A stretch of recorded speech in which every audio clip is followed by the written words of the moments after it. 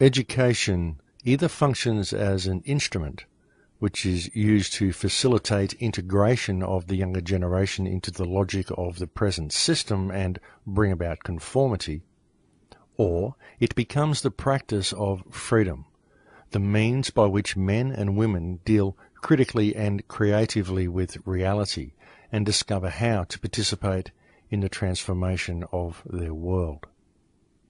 And that was said by Paulo Freire. Well, welcome to Surviving the Matrix, ladies and gentlemen. My name is Max Igan. It's a pleasure to be with you once again, and I will be your host for the next hour. Well, folks, it's certainly been an interesting week this week. There's a lot of things going on and a certain ramping up of the New World Order agenda, which, of course, goes so deep, folks, it's hard to even explain to people in a nutshell what the agenda is, because the spectrum is so huge of what we're actually facing here. But what we're seeing here in Australia, which is very much the front line as much as any other country, in fact, even more so in some ways, because here in Australia we have been disarmed. We are the first country that has ever been disarmed since World War II. And this was done, of course, due to the Port Arthur massacre that happened in Australia in 1996. And, of course, there is an abundant amount of evidence that exists which can prove beyond any reasonable doubt that Martin Bryant was not the gunman at the Port Arthur massacre, and it is very likely the whole thing was a false flag operation staged by the government. Even the weapon that was used is a weapon that had been confiscated by Victorian police a year earlier. And Martin Bryant was, of course, a mentally handicapped young man who had no shooting experience, and we are told that he managed to pull off what has been the most accurate shooting spree we've ever seen from any mass killing, any mass murder. The Port Arthur massacre saw the death of 35 people and, as I said, shot in a very accurate manner. And there's an abundant amount of evidence out there, folks, which heavily disputes the government version of events. Martin Bryant's mother also says that she has never seen any evidence to indicate that the killer was her son, and it just goes on. And as I said, very credible evidence that heavily disputes the government's version of events does exist, and it exists in the public domain. So I suggest you do your research on the Port Arthur massacre as well. And this, of course, happened the year after little Johnny Howard, who we love to call Mr. Magoo, coincidentally, of course, signed off on most of the deals which would allow things such as coal seam gas mining to be carried out in this country. So it would appear that back then they already figured out what they were going to do to this nation, and they thought, well, the people aren't going to like this, so we'd better get all their weapons off them so that we can get away with what we're about to do. But anyway, look, I've gone off on a bit of a tangent here, so getting back to the topic, what we've seen happen here in Australia in the last week is we've seen the introduction of legislation which will introduce full body scanners into the airports in Australia. I believe this is happening around about July, which is around about the same time the carbon tax is due to come in.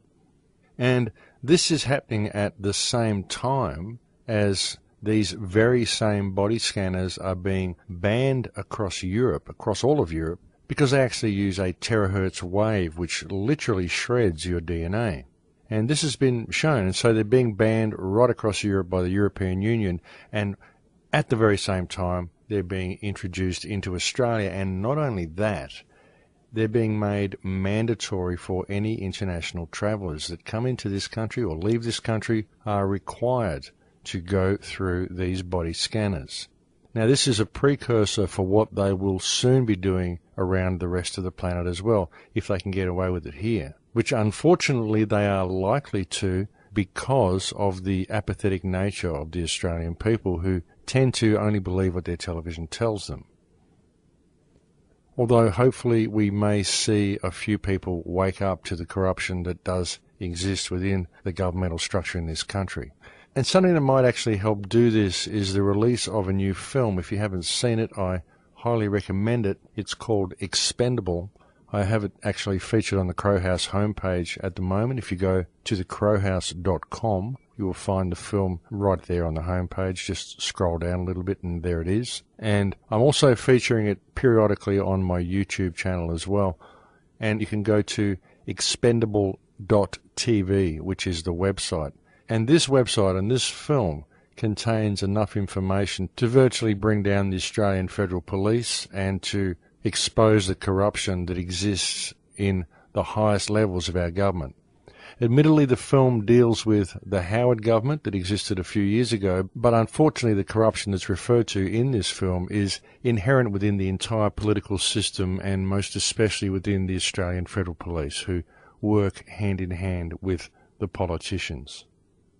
And the film relates to a lady called SCHAPELLE CORBY, who was arrested in Bali in 2004 and sentenced to 20 years jail in 2005 for smuggling drugs into Bali that can now be proven to not have been hers. And this film exposes what happened and how the Australian government not only ignored the evidence but ensured that this young woman would be convicted, because a verdict of innocent would have caused an investigation into the drug running that happens at Australian airports, with which the Australian Federal Police are very likely heavily involved.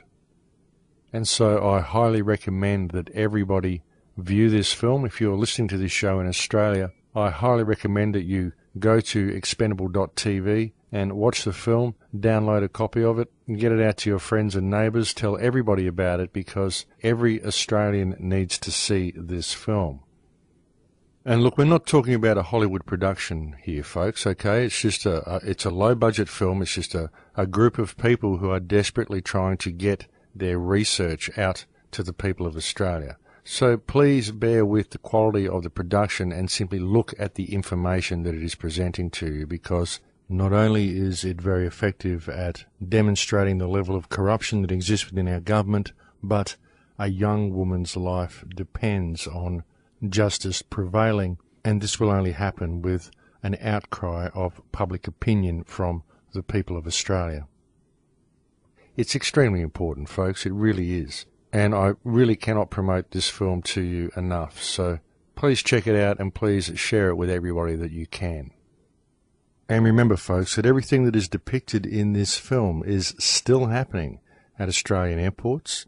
It is still happening, and so any one of you who happens to take a holiday to Bali or a holiday to Thailand or a holiday literally anywhere could very easily find themselves in exactly the same circumstances as SCHAPELLE CORBY.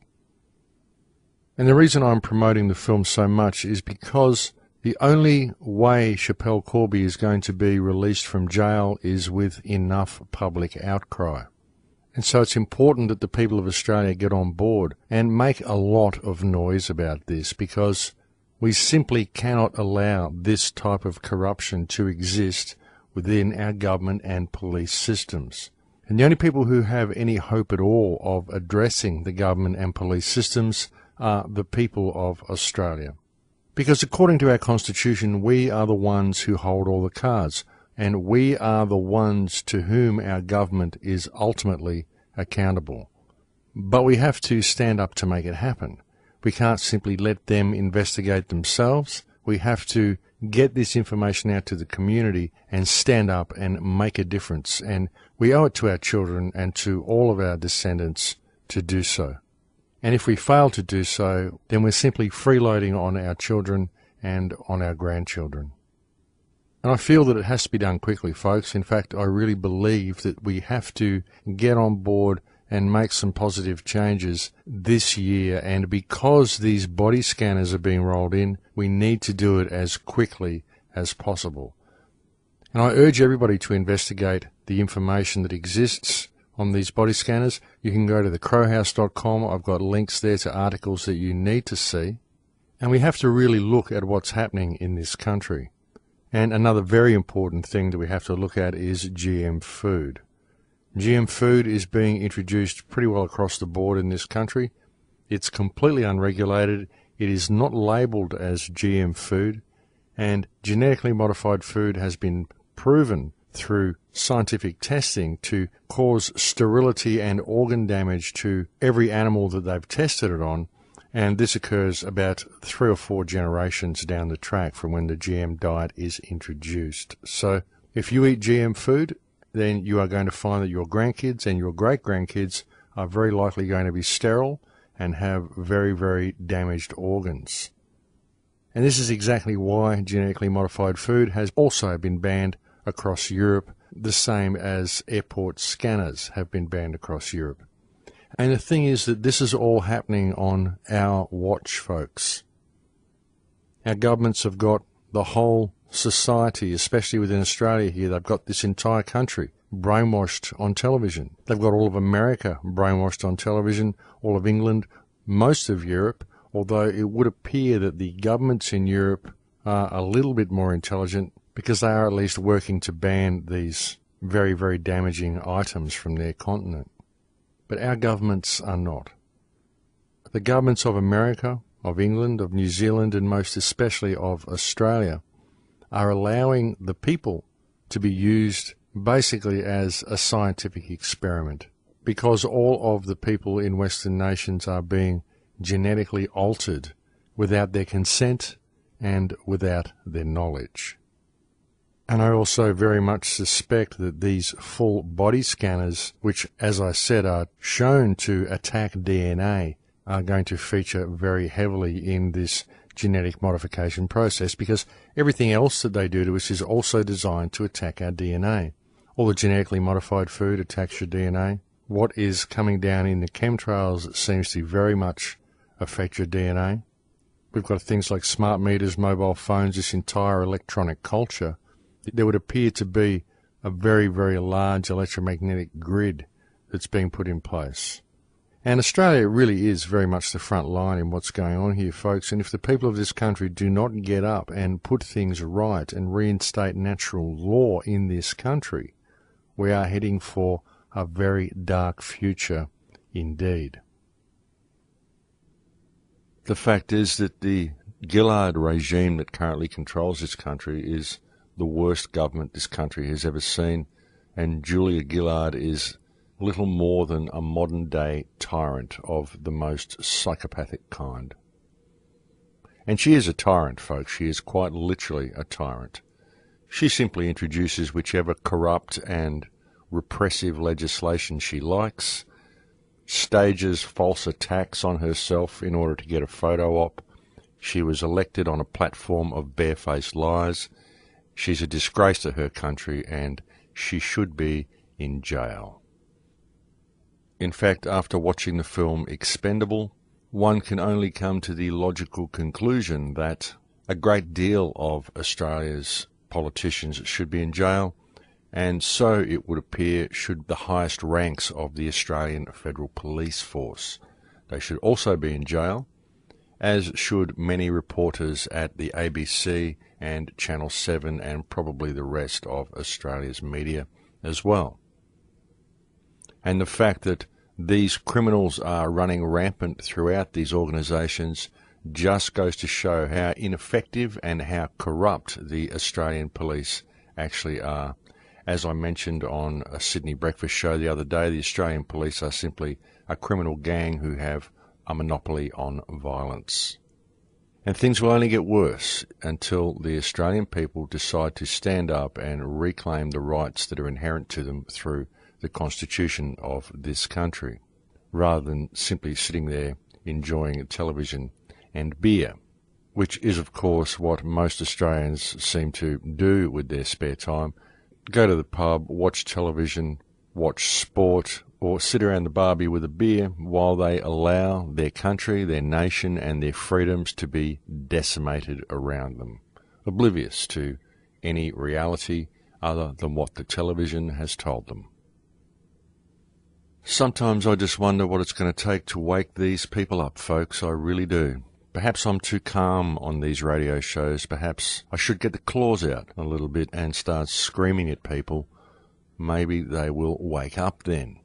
Maybe they'll appreciate the drama and actually stand up and do something about this situation that we are facing, because it's just getting out of control. The Australian government is completely and utterly out of control. They really are. There was an article in the local newspaper about how the Australian Federal Police have admitted that they are spying on any anti-CSG organisations. Anybody who is organising anything to speak out against coal seam gas, the Australian Federal Police are spying on them, very likely because they consider them to be something similar to a terrorist cell.